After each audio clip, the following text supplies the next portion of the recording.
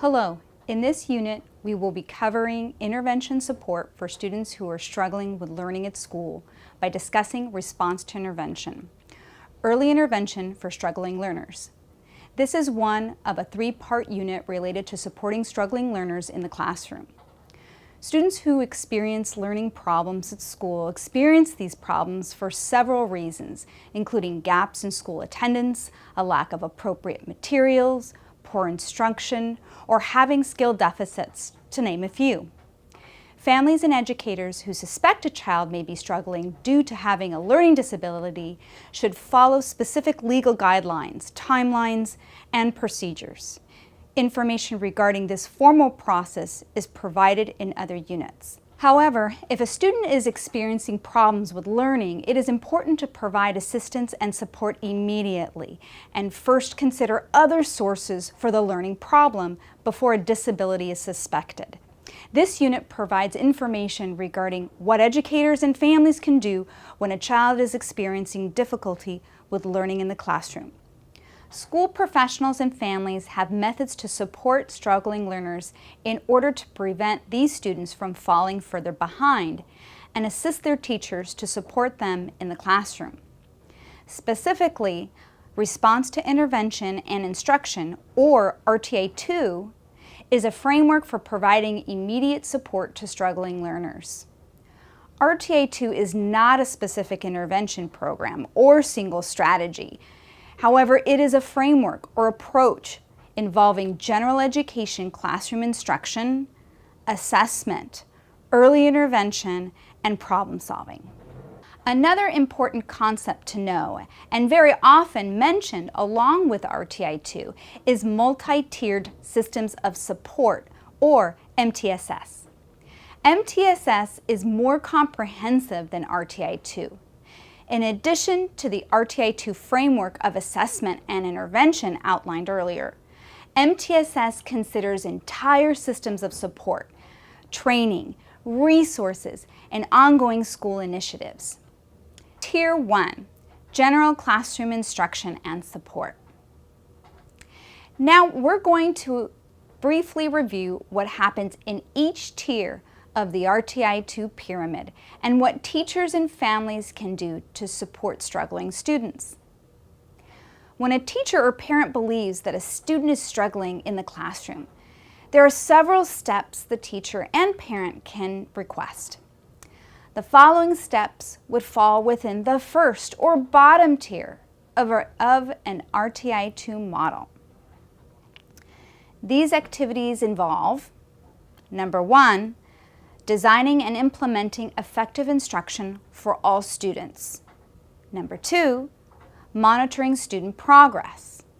Number 3, providing instructional assistance. Number 4, providing general accommodations. Number 5, conducting informal observations. And number 6, engaging in purposeful homeschool collaboration. Designing and implementing effective instruction for all students. Tier 1 instruction should provide effective, evidence-based instruction for all students. This should involve designing instruction that makes the curriculum accessible for students with diverse learning needs by removing potential barriers to learning. Teachers should design their instruction according to this model, known as Universal Design for Learning, or UDL for short. The 3 principles of UDL include providing multiple means of engagement to motivate students and their learning in different ways. Providing multiple means of representation, which involves presenting content to students in different ways to support their understanding. And finally, providing multiple means of action and expression, which involves giving students different options to demonstrate their learning.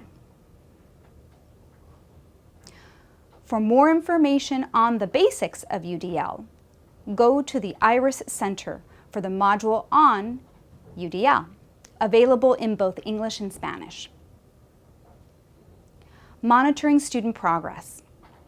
Within an RTI-2 framework, schools monitor all students' progress, briefly testing students in core skill areas like reading, 3 to 4 times per academic year. This is what is known as universal screening. After conducting universal screening with all students, teachers may notice a few students or a group of students falling significantly below expected learning benchmarks in comparison to their peers. This is particularly noticeable when a student is compared to peers from similar linguistic, cultural, and educational backgrounds. Teachers can continue to monitor students' progress more frequently in key skill areas like reading once or twice a month to determine if they continue to struggle in comparison to similar peers. Teachers may use curriculum-based and informal measures to monitor these students and regularly inform their instruction. Providing instructional assistance. The teacher can determine how best to provide struggling learners with additional assistance in the classroom. This may include previewing, reviewing, or supplementing general instruction in students' areas of need, either individually or in small groups, with other students having similar needs. Methods should be purposeful and reflecting evidence-based practices.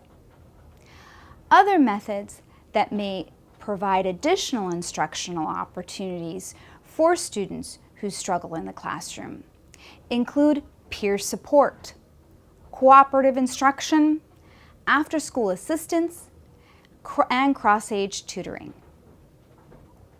Providing general accommodations. Teachers can consider multiple ways to remove barriers to learning throughout the school day while maintaining learning expectations. Accommodations can provide improvements to how instruction can be delivered, how students respond or express what they know. Examples of accommodations include repeating instructions, providing outlines in advance or templates to supplement verbal lectures or instructions, providing larger text type. These are not modifications which would change, lower, or reduce learning expectations. Conducting informal observations. Conducting informal classroom observations provide additional information regarding how a struggling student is working in the classroom during instruction.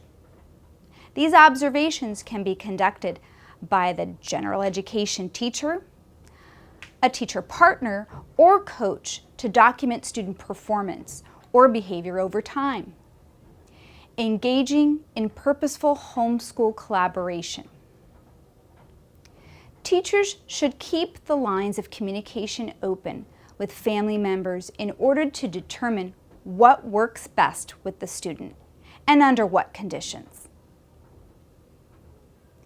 Teachers and parents can provide information about successful and optimal learning conditions for the student and/or other additional support and experiences at home that make sense for the child and family. Here we end the first steps of the Tier 1 interventions.